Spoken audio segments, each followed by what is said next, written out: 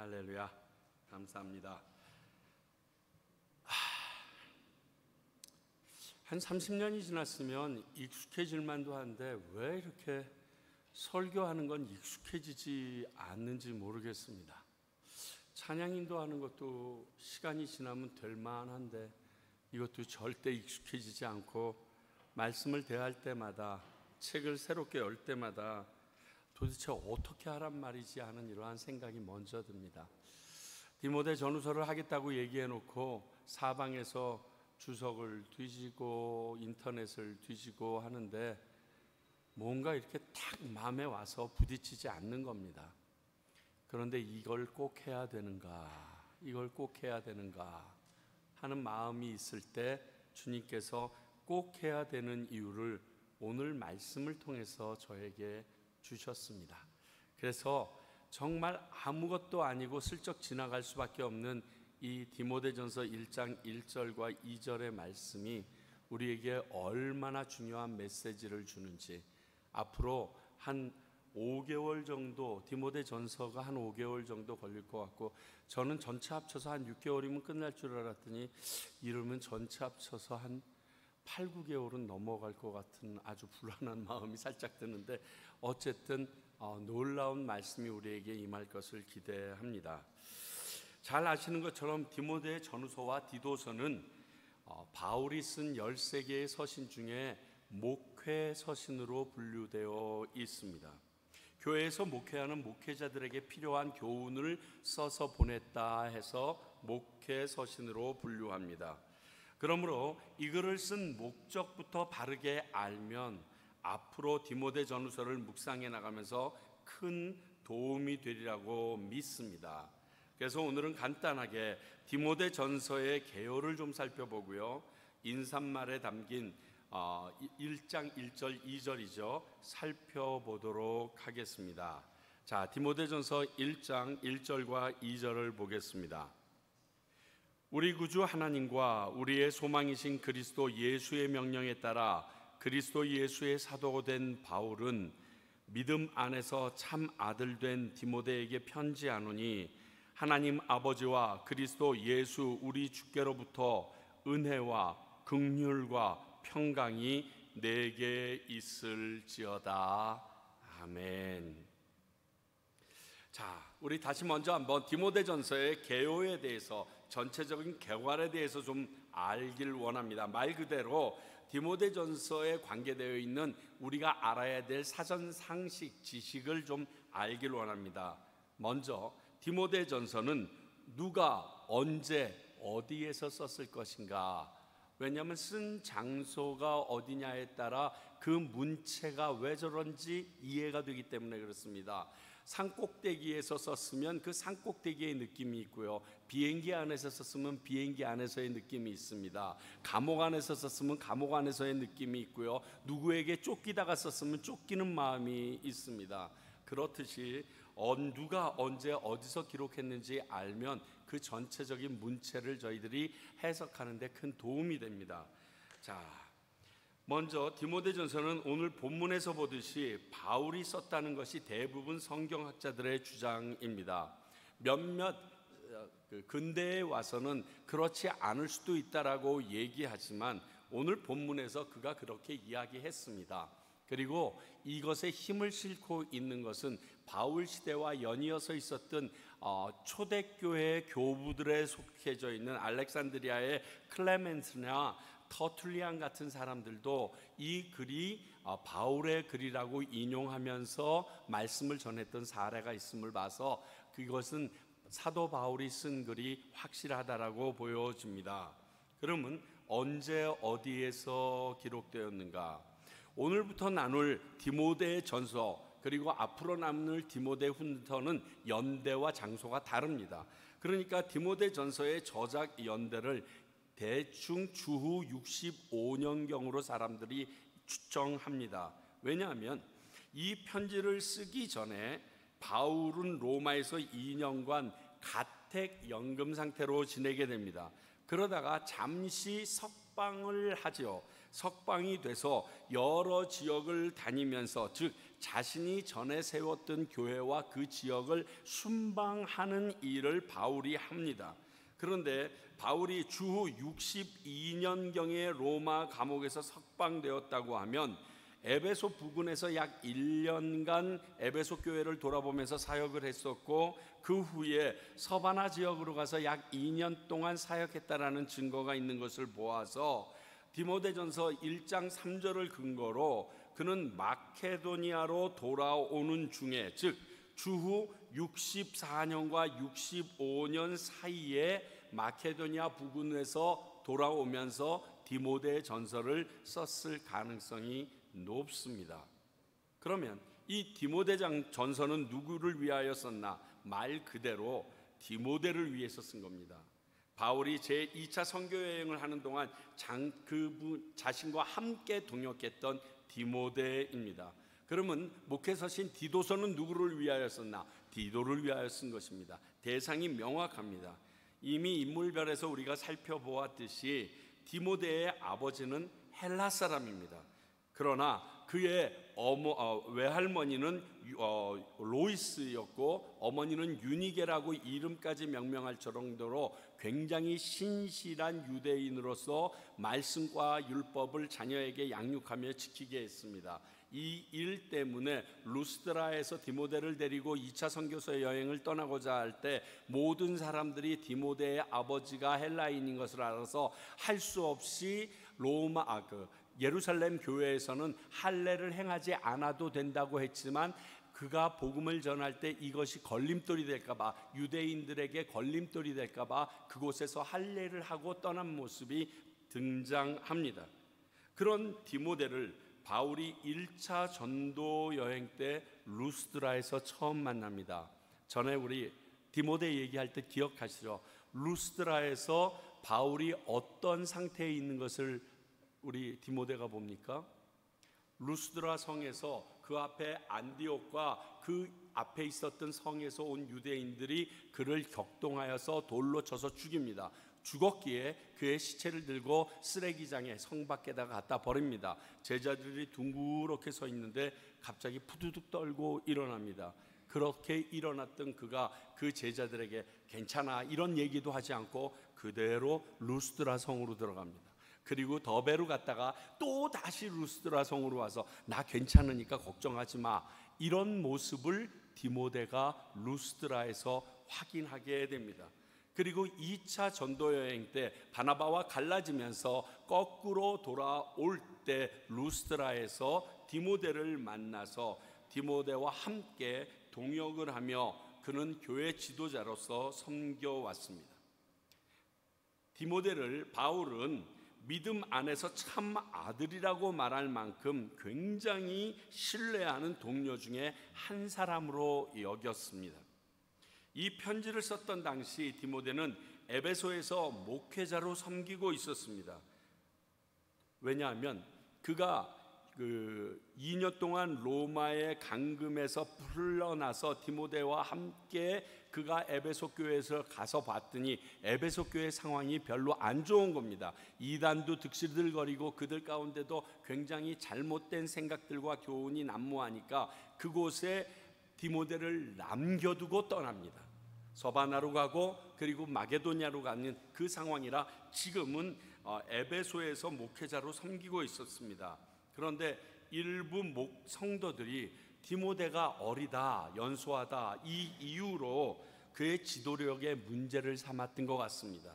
뿐만이 아니라 그래서 바울은 디모데를 직접 찾아가 만날 생각이었지만 본인이 다시 그럴 수 있는 시간이 있겠는가 하는 우려에 가기 전에 바로 편지를 쓴 것이 디모데 전서입니다.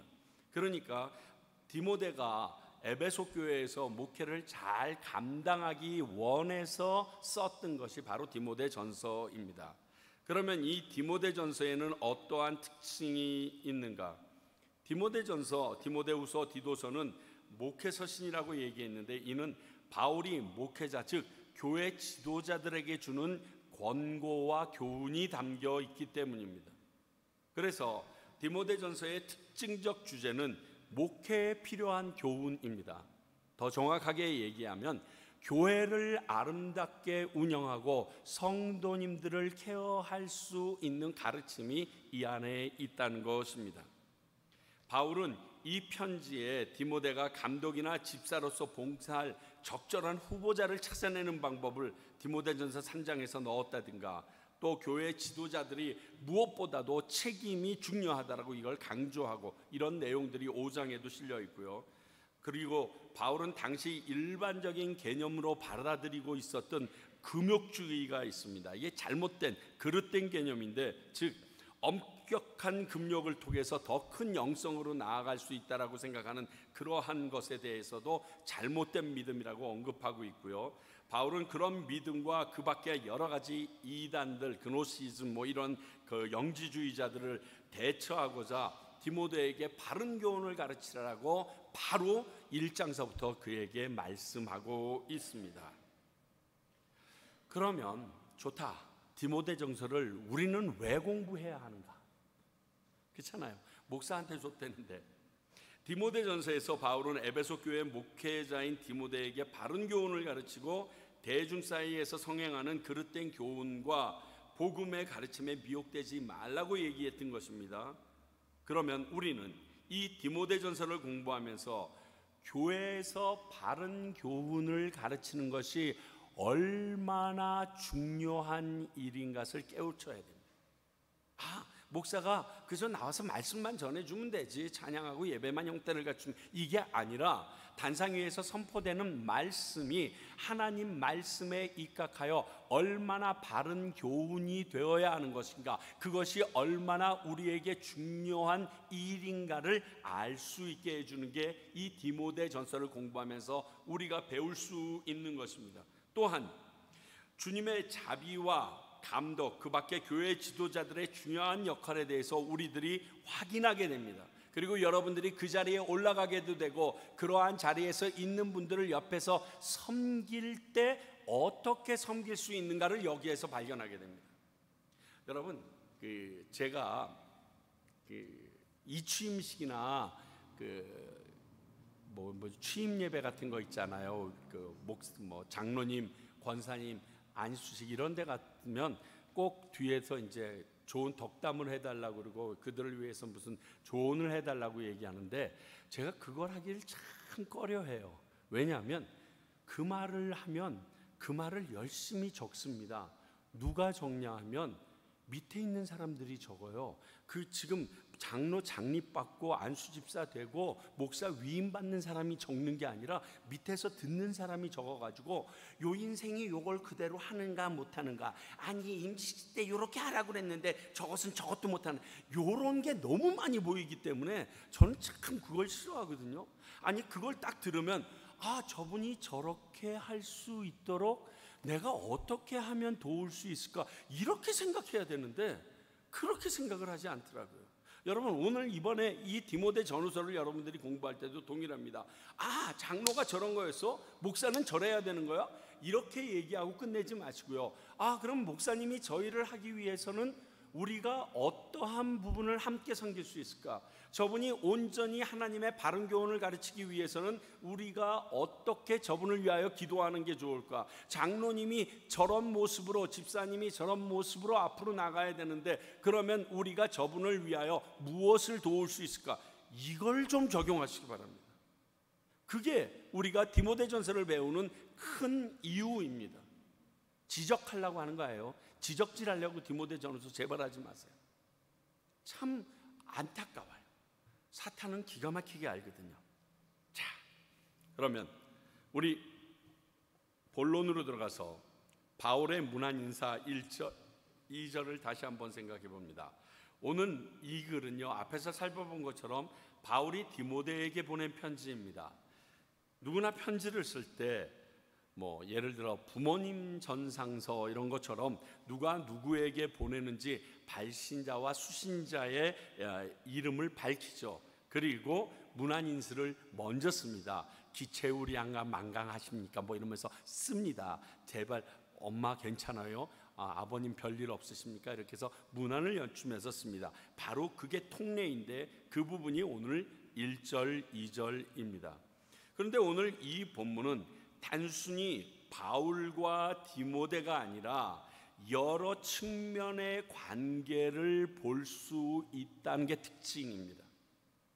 이 관계에 따라서 주는 느낌, 깊이, 사상이 다르거든요. 그렇잖아요.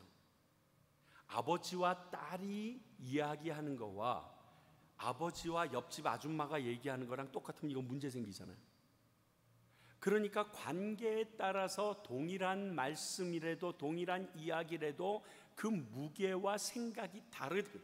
그런데 오늘은 분명히 바울이 디모데에게 주는 말인데 그 관계가 여러 가지로 나타나 있는 것이 오늘 디모데 전서 1장의 1절 2절의 내용입니다. 자, 먼저 우리 한번 보면요, 믿음의 선배가 믿음의 후배에게 보내는 편지, 이게 가장 제너럴하죠. 우리도 너무 잘 알고 있는 이 두 사람에 대한 일반적인 관계입니다. 이렇게 눈으로 확연하게 드러나는 이 일반적인 관계는요, 가장 상식적이고요, 설명이 필요 없는 관계이기 때문에 보는 시선도 굉장히 정확합니다. 선배라면 후배에게 이렇게 얘기할 수 있고 후배는 선배의 말을 이렇게 받을 수 있지, 그리고 이런 정도는 얘기할 수 있지 라고 얘기하는 상식선으로 바라볼 수 있는 아주 명확한 관계입니다. 이거죠. 먼저 그 길을 가봤던 선배로서 자기가 경험한 것들을 사랑하는 후배가 그 어려움을 겪지 않고 평탄한 길을 가게 하기 위하여 돕는 것입니다. 이것을 요즘 말로는 멘토링이라고 합니다. 그래서 이 멘토링에 대해서는 요즘 다른 학문이 나올 정도로 굉장히 많은 사람들이 사용하고 있는데요, 뭐 꼭 좋은지 안 좋은지 모르겠지만 저에게는 유익이 많았습니다. 왜냐하면 저에게도 몇 분의 멘토가 있었고 지금도 있습니다. 그분들이 먼저 저의 소식을 접하고 연락 주실 때도 있고요, 대부분은 제가 그분들에게 여러 가지 문제가 생길 때마다 조언을 구하고 연락을 드리고 목회에 대한 좋은 조언도 받습니다. 예를 들어서 교회 안에서 굉장히 재정적인 이야기로 말이 생길 듯해서 예전에 있던 이재철 목사님에게 연락을 올렸더니, 목사님 오픈하는 데 문제가 있습니까? 저희 재정 오픈하는 데 문제가 없습니다. 그래요? 그러면 당장 이번 달부터 전교인에게 이론까지 다 오픈해 버리십시오. 그러면 그 문제는 하루아침에 없어집니다. 그래서 네, 알겠습니다. 그리고 그 말씀 그대로 당회에다가 허락을 받아서 그 다음 달서부터 오픈했는데 진짜 재정 문제가 싹 없어져 버렸어요. 얘기할 게 없는 거예요. 하실 말씀 있으면 가서 보시고 그것에 대하여 저희들에게 다시 질문해 주십시오. 그렇게 조언 하나하나를 구할 때마다 큰 도움을 받았습니다. 근데 요즘에는 가끔 이미 돌아가신 분들에 대해서 좀 생각도 해보게 됩니다. 하영조 목사님이라면 지금 이런 상황에서는 이걸 어떻게 정리하셨을까? 한경직 목사님이라면 이런 상황을 어떻게 말씀하셨을까? 이런 생각을 가끔 해보게 됩니다. 그래서 그 방법을 내가 딱 따르고 싶은 그러한 생각이 있기도 합니다. 근데 요즘에 시간이 지나고 나니까요, 이젠 저한테 멘토가 되어달라고 하는 후배님들이 생기기 시작했습니다. 처음에는 너무 놀라가지고 질색팔색을 했습니다. 멘토는 야 자식아, 멘탈이 나간 놈한테 무슨 멘토냐 그러고서 절대로 안 된다고 그랬는데, 내가 겪은 경험이 그 후배들에게 도움이 된다는 거예요.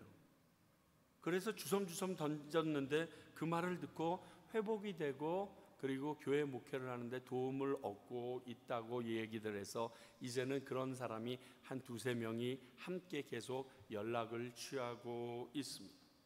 제가 이 교회에 와서, 이 과테말라에 와서 이 지역에 있는 모든 목사님을 모아서 함께 이야기를 나누고 하는 것은 좋은 관계가 형성이 되면 바로 서로 쌍방 간의 멘토링 관계가 형성이 되기 때문에 그렇습니다.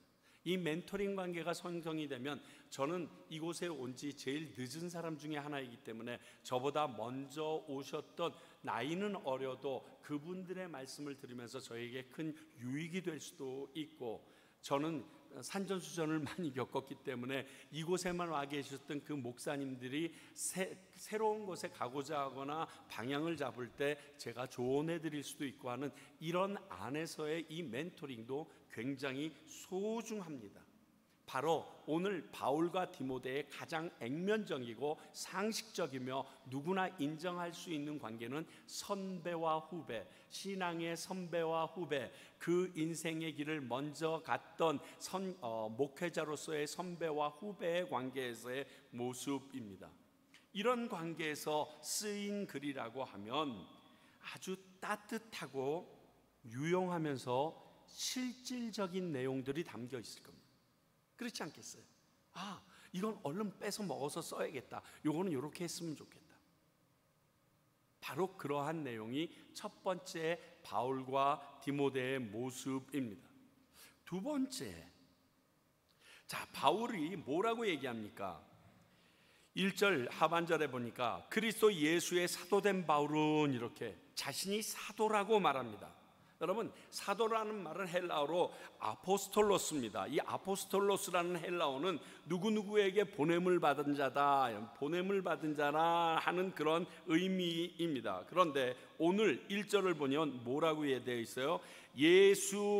그리스도 예수의 명령을 따라 그리스도 예수의 사도를, 그러니까 그리스도 예수에게 보냄을 받은 자라고 본인을 지금 설명하고 있는, 자기를 소개하고 있는 겁니다.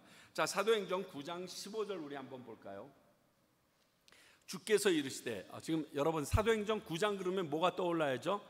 바울의 회심 장면입니다. 다메섹 도상으로 가다가 자빠진 햇빛을 보고 그 일입니다. 그 일이 있고 나자 아나니아라는 선지자에게 바울에게 가서 그 눈을 안수해서 뜨게 해주려고 할 때 그 안수하기 위한 이유가 무엇인지 예수님께서 아나니아에게 설명하는 부분입니다. 주께서 이르시되 가라, 이 사람은 내 이름을 이방인과 임금들과 이스라엘 자손들에게 전하기 위하여 택한 나의 그릇이다. 그러니까 분명히 예수님에게로부터 보냄을 받은 사도인 것이 확실합니다.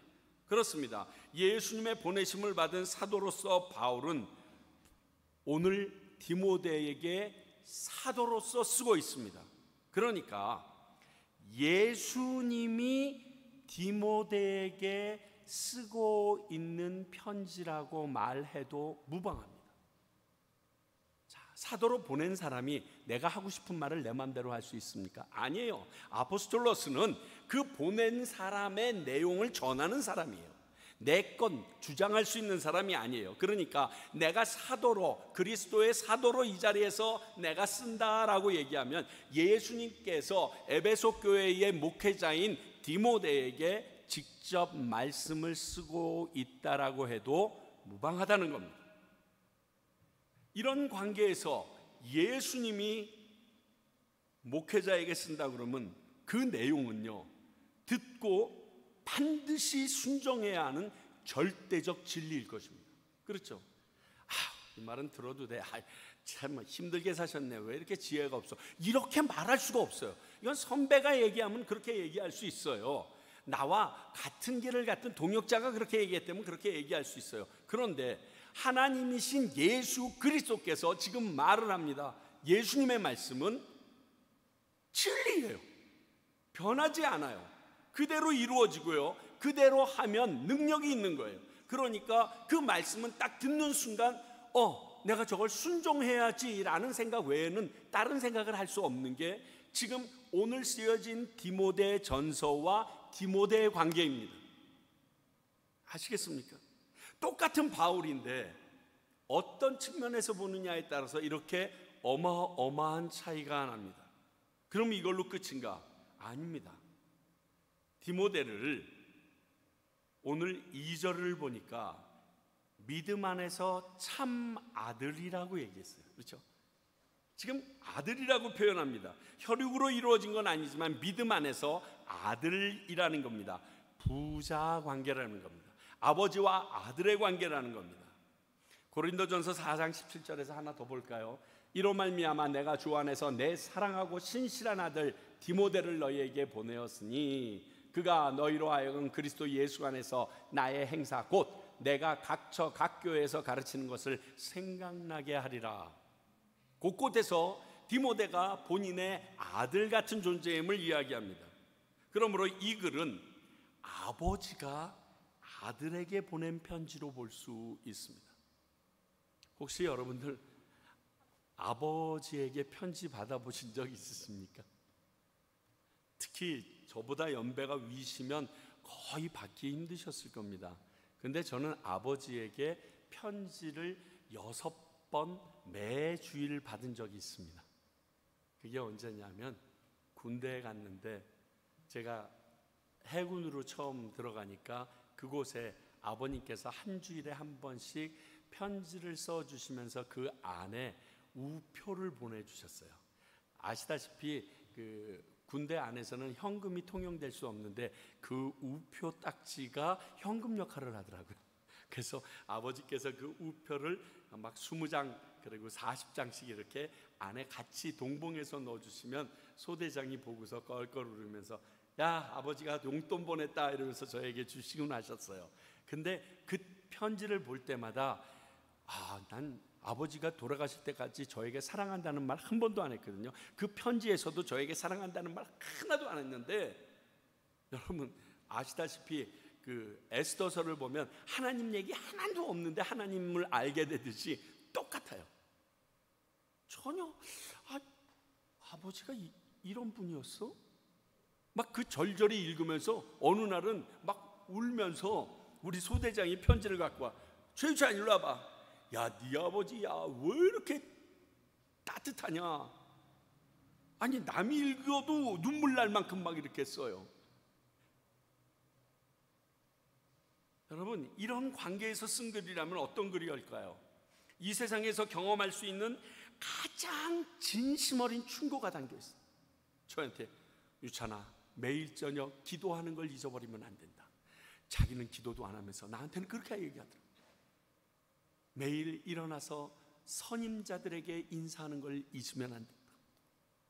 건강보다도 하나님을 생각해요. 막 갑자기 너무 거룩해져서 막 그런 진심 어린 충고들을 하실 뿐만이 아니라요, 진실한 사랑을 가르칩니다. 너가 우리의 장손인 거 알지? 아버지는 너만 바라보고 있단다. 너희 어머니도 매일 저녁 너를 위하여 기도하고 있다. 뭐 이런 내용들을 쫙 쓰는데요, 와, 난 무슨 소설 쓰는 줄 알았어요. 그걸 2장씩 써서 보내시더라고요. 이게 아버지와 아들만이 나눌 수 있는, 그러니까 이 편지를 디모데가 딱 받는 순간 그 안에 따뜻함이 느껴져요.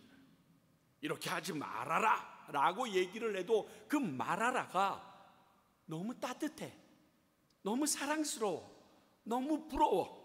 그리고 그 안에서 나에게 너의 이런 행동이 항상 걱정된다 라고 얘기해도 아유, 여기다가까지 이런 걸 썼어요. 이게 아니라 나를 너무 사랑하시는 거예요.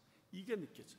그러니까 디모데에게 바울이 쓴 이 편지를 우리가 읽으면서 그러한 마음으로 읽을 필요가 있다는 거예요. 그러면 똑같은 내용도 그 안의 내용, 그 쓰고자 했던 내용에 더 깊은 아버지의 마음까지도 읽어낼 수 있다라는 거예요. 이 편지의 세 번째 특징은 아버지와 아들 간에 주고받은 그 관계의 편지의 모습이 있다는 것입니다. 여러분, 그러니까 디모데전서 후서를 읽을 때 한 번 읽으면 안 되죠. 지금 벌써 3명 나왔잖아요. 인생의 선배로서의 입장에서 그걸 후배로서 읽어줘야 되고요. 두 번째는 예수님께서 나에게 주신 진리의 말씀이라고 다시 그 방향을 틀어서 읽어봐야 되고요. 세 번째는 내 아버지가 나에게 지금 써주는 그 말씀이라고 생각하고 또 읽어야 되는 거예요. 근데 한 가지가 더 있어요. 오늘 본문 말씀에서는 없지만 고린도후서 1장 1절을 볼까요? 하나님의 뜻으로 말미암아 그리스도 예수의 사도된 바울과 형제 디모데는 고린도에 있는 하나님의 교회와 또 온 아가야에 있는 모든 성도에게, 이렇게 얘기하면서 디모데를 나와 동일한 사역자이며 형제로 지칭하고 있습니다. 동역자라는 거예요. 내가 에베소 교회를 세우고 그곳에서 목회했었잖아. 이제 너가 그 목회를 하잖아.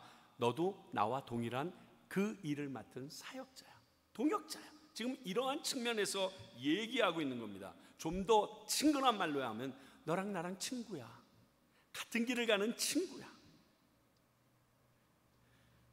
그래서 어려운 에베소 교회에다가 이 디모데를 덜거덩 놔두고 온 이유도 이런 동역자로서의 디모데를 이 바울은 신뢰했기 때문에, 그럼 여기를 누구에게 맡기지? 디모데밖에 없네, 디모데가 딱이야, 그렇게 하고 놓고 온 거거든.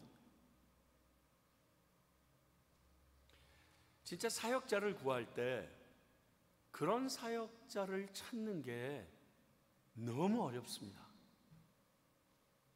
지난번 왔던 우리 샬롯 열린교회에도 이제 새로운 목회자가 오셨답니다. 근데 그 새로운 목회자가 참 귀한 분, 훌륭하신 분이 오셨는데 교인들의 또 일부가 힘들어하겠죠. 왜? 이전 목사님과 스타일이 다르니까.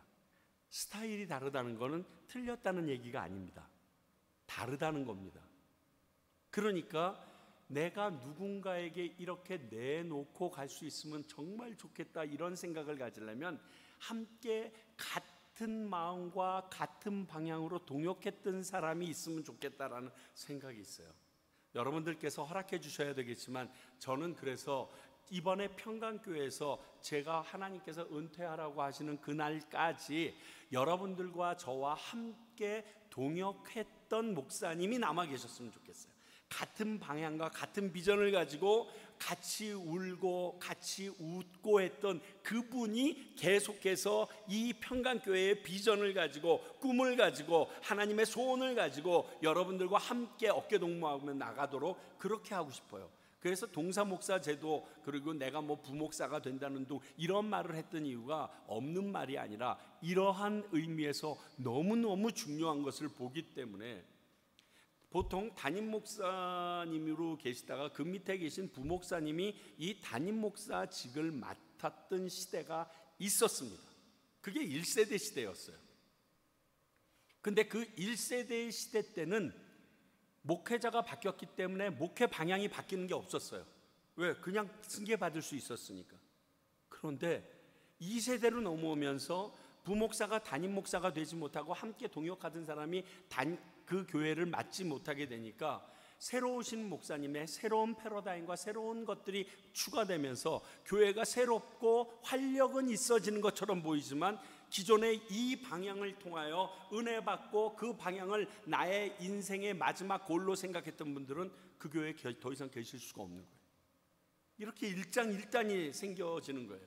그래서 이 부분들이 잘 조절되어야 할 텐데, 오늘 이 바울이 디모데에게 쓴 이 글은 동역자로서, 너 나랑 같이 다녀봤지?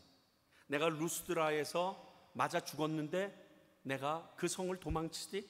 아니지. 다시 루스드라로 돌아가지. 그리고 그 성을 그 다음에 다시 와서 확인하지. 이러한 나의 모습을 네가 보았지? 그리고 너도 그렇게 해주길 원해. 그리고 그 길을 따라가고 있는 디모데에게 그대로 전승해 줍니다.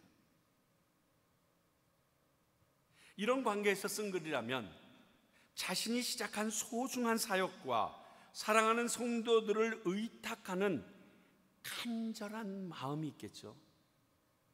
요한복음 21장 기억하십니까? 갈릴리 호숫가에서, 디베랴 호숫가죠. 디베랴 호숫가에서 예수님께서 베드로에게 사랑하는 시몬아, 내 양을 먹이라, 내 양을 치라, 내 양을 먹이라. 너를 내가 이제 내 양떼를 치는 나의 동역자로 생각한다, 이런 의미거든요. 그러니까 이 글을 쓸 때 얼마나 교회 그리고 거기에 있는 성도를 중심으로 글이 쓰여졌겠어요. 그분들은 깨질 그릇 같아. 꽉 잡으면 그냥 꺼질 것 같은 불 같아. 꺾으면 금방 꺾어져 버릴 갈대 같은 사람들이야. 그러면서 한 사람 한 사람에 대해서 지금 그 글을 썼을 거 아니에요. 그런 심정으로, 그 마음으로 이 글을 읽는 네 번째 포인트가 생기는 거예요. 에베소 교회에 저분은 이런 마음으로 케어해야 하는구나. 저분은 이러한 자세로 나가야 되는구나. 이 교회는 이러한 비전을 가지고 시작되었구나. 이것을 이 디모데전서를 통하여 그가 알게 하시는 그러한 글이라는 것입니다. 그러므로 이 글은 목회자만 읽고 깨달아야 할 내용이 아니라는 거예요. 하나님의 자녀된 믿음의 형제라면 그 누구나 다 알아야 될 내용이고요. 그리고 배워야 될 가르침인 것을 오늘 이 네 방향성을 통하여 우리에게 확인시켜 줍니다. 짧잖아요. 제가 창세기를 4번 이런 시각으로 읽으라고 그러면 여러분들 막 기절하시겠지만 디모데전서 6장을 그렇게 읽으라고 그러면 해볼만 하시잖아요. 한번 이 4가지 방향으로 여러분 한번 이번 한 주일 동안 읽어보세요. 다음 주일까지 충분히 읽으실걸요. 하루에 6장은 충분히 읽잖아요. 그러니까 뭐 한번 그 방향으로 읽으면 한 4일만 투자하게 되면 디모데전서에 대한 4방향의 모양을 다 느끼시고 보실 수 있을 거예요. 그러면요, 성경이 얼마나 풍성한지 몰라요. 이래서 성령님이 쓰셨다 그러는구나. 이래서 하나님이 쓰신 글이라고 얘기하는구나. 교회가 이런 곳이구나. 지도자가 이런 것이구나. 성도는 이러한 모습이어야 되는구나. 목회자는 이러한 길을 가는 사람이구나. 여러분들에게 다 통달되게 되어져 있습니다. 꼭 그렇게 해보시기 바랍니다. 거기다가 오늘 2절을 보니까 은혜와 긍휼과 평강이 내게 있을지어다. 좋은 말입니까? 나쁜 말입니까? 좋은 말이잖아요. 은혜, 긍휼, 평강 다 좋은 말이잖아요. 더 중요한 거는 누구로부터 오는 거냐가 더 중요합니다. 나에게 은혜가 임했는데 깡패 보스로부터 임했어. 굉장히 안 좋거든요. 그러니까 누구에게로부터 임하는 은혜며 긍휼이며 평강이냐 하는 겁니다. 그런데 정확하게 얘기하죠. 그 주체가 하나님 아버지와 그리스도 예수 우리 주께로부터 왔다. 하나님과 예수 그리스도가 주체가 돼서 그분들의 은혜이며 그분들의 평강이며 그분들의 긍휼이 너희들에게 가득 있기를 원한다라고 지금 얘기하고 있습니다. 자, 그렇다면 이런 은혜라면 하나님의 은혜는요, 자격이 없는 나를 당신의 자녀 삼아 구원시켜준 이 은혜예요. 제일 큰 거죠. 그리스도의 은혜라고 얘기하면 나는 죽을 수밖에 없는데 내 대신 죽어주신 그 은혜예요. 내가 남들보다 나아서 교회 열심히 나와서 성경 공부 열심히 해서 아니에요. 그거랑 상관없이 나를 그 은혜의 선물로 주신 그 바로 그 은혜예요. 그러면 긍휼이라면 무엇일까요? 하나님의 긍휼은요, 내가 여전히 죄에 구원받은 놈이 여전히 죄로 괴로워하면서 주님 앞에 나올 때마다 보담아 주시고 끌어안아 주시는 그 긍휼이에요. 우리 예수 그리스도의 긍휼이라면 무엇일까요? 내가 여전히 세상 가운데서 지치고 쓰러져 있지만 매번 찾아오셔서 기다려주시고 참아주시고 그리고 다시 끌어안아 주시는 그 긍휼이에요. 그러면 그분의 하나님의 평강이라고 그러면 무엇일까요? 이 하나님의 평강은요, 세상이 줄 수 없는 평강이에요.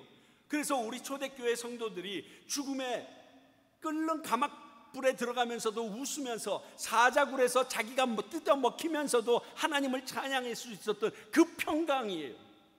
모라비안 교도들이 그 폭풍 치는 그 선상 위에서도 남들은 이제 죽을까봐 두려워 떨고 있는 그러한 모든 모습 가운데 있는데도 오히려 그곳에서 하나님을 찬양하면서 평안을 찾았던, 세상이 줄 수 없는 바로 그 평안을 우리에게 주신다는 거예요.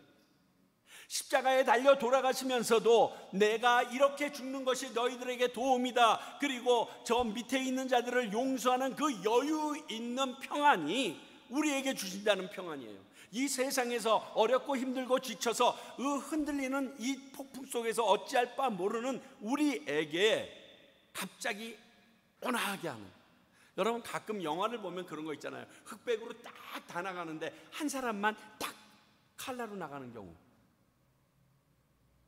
그런 거 같은 거예요. 옆에는 막 빨리 지나가는데 어떤 한 사람만 가만히 서 있는 모습이 클로즈업 되는 거예요. 세상은 바빠요. 정신없어요.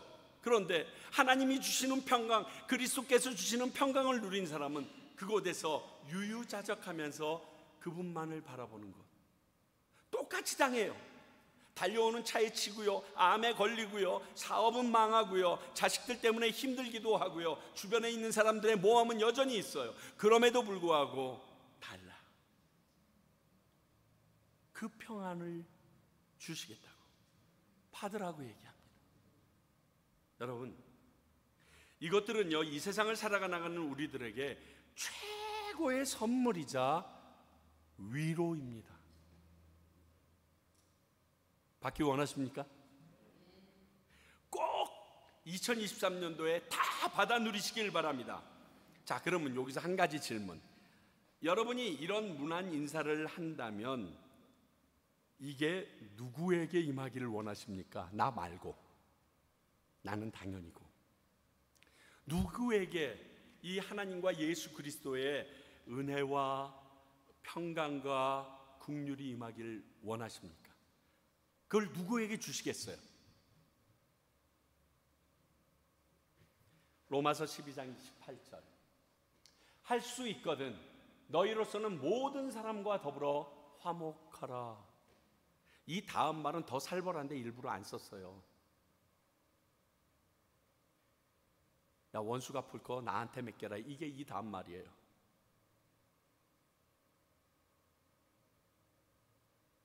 하나님의 뜻이에요. 내가 절대로 화목할 수 없다고 생각하는 바로 그 사람에게 이 하나님의 은혜와 긍휼과 평강이 임하기를 기도하셔야 합니다. 왜? 하나님이 원하시니까. 주님이 원하시니까. 하나님이 기뻐하시는 일이니까. 그래도 주님, 그놈은 은혜는 임하고 긍휼은 임해도 좋은데 평강까지 있으면 속 쓰려요. 그러지 마시라는 거죠.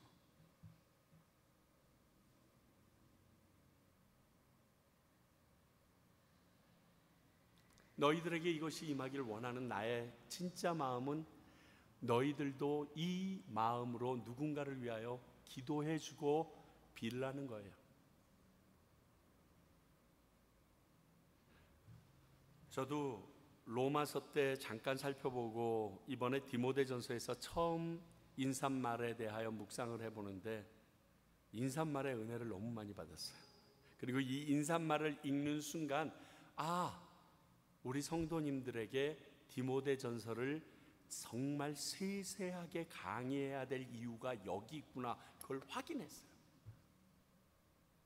정말 한 교회 공동체 안에서 성도로서 살아나가야 될 모든 것들이 이 안에 내포되어 있다라는 생각이 확 드는 거예요. 그리고 하나님께서 이 기간을 통하여 저희 평강교회를 정말 든든히 세워가시고 성도님들을 세워가실 뿐만이 아니라 교회 안에 인간이 세운 조직이 아니한 하나님의 크리스찬적인 스트럭처가 완성될 것을 기대해 봅니다. 세상에 교회가 가지고 있는 그 어드미니스트레이션, 행정과는 다른 아마 모습이 보일 것 같아요. 지금 저희 교회의 숫자고 성도님들의 마음이면 가능합니다. 여기에서 2배만 돼도 어려울지 몰라요. 그런데 하나님이 원하시는 그 교회의 온전한 조직이 세워질 수 있을 것 같은 거예요. 그래서 흥분이 돼요. 이 기간 동안은 괜히 이상한 분들이 안 왔으면 좋겠어요. 그래서 우리 교인들이 이게 말씀이 내 몸에, 교회에 대한 모든 이 행정이 내 몸에 쑥 성경적으로 박히고 난 다음에 새로운 일들이 일어났으면 좋겠어요. 하나님의 뜻은 섬세하시고요, 정확하세요. 그 하나님을 찬양합니다. 이 디모데전서를 여러분들께서 함께 읽으시고 공부하면서 그 아버지 되신, 그리고 예수 그리스도 되신 내 신앙의 선배가 되신 나의 동일한 형제와 사역자, 동역자 되는 그분의 말씀을 깨우쳐 듣는 시간이 되길 소원합니다. 기도하겠습니다. 하나님 아버지, 오늘 말씀을 통하여 정말 하나님의 은혜는 말씀을 통하여 우리에게 임하는 것을 다시금 확인합니다. 감사합니다. 그리고 저희들이 말씀을 사모하게 해주셔서 감사합니다. 우리의 들을 귀를 열어주시고 마음을 열어주셔서 이 말씀이 저희들 마음밭에 내릴 때 뿌리 내리게 하여 주시고 열매 맺도록 도와주시옵소서. 이제 남은 3일 동안 저희들 새벽 기도를 중심으로 계속 더 나아갈 터인데 이 일 가운데도 성령님 함께하여 주셔서 우리가 어렵고 힘들 때뿐만이 아니라 항상 기도해야 하는 이유를 확실하게 찾아내는, 그리하여 하나님께서 내 집은 기도하는 집이다 일컬음 받길 원하시는 소원을 이루어드리는 우리 성도님들, 그리고 평강교회 되게 하여 주시옵소서. 지금은 우리 주 예수 그리스도의 은혜와 하나님 아버지의 크신 사랑과 성령님의 이 말씀이 깨달아지고 이해되어지고 살아갈 능력 주심이 정말 디모데와 바울의 관계가 아닌 우리 모두에게 주시는 말씀으로 받고 기뻐하는 우리 성도님들과 바른 교훈을 가르치기 위하여 노력하는 평강교회와 그리고 무엇보다도 잃어버린 영혼을 주님께 인도하기 위하여 수고하는 많은 선교사님들 한 분 한 분 그들 가정 위에 이제로부터 영원히 함께 하시기를 간절히 축원하옵나이다.